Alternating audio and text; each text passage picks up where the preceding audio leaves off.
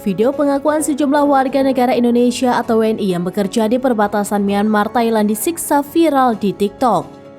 Video yang diunggah pada hari Senin 22 Mei 2023 oleh pemilik akun @andreasricardo8 itu berisi pengakuan beberapa WNI asal berbagai daerah di Indonesia.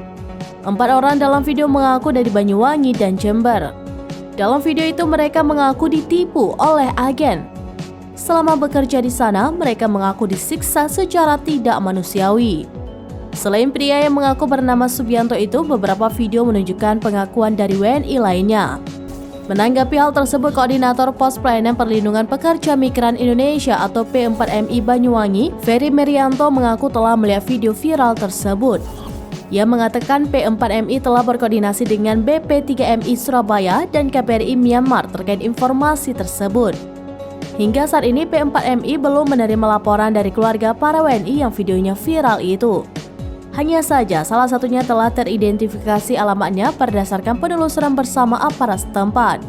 Pada awal Mei 2023, pemerintah berhasil membebaskan 20 WNI korban tindak pidana perdagangan orang atau TPPO di perbatasan Myanmar, Thailand.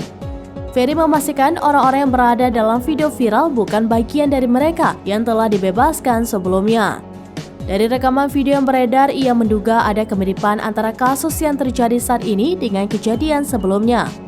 Sebab lokasi kejadian sama-sama berada di perbatasan Myanmar, Thailand.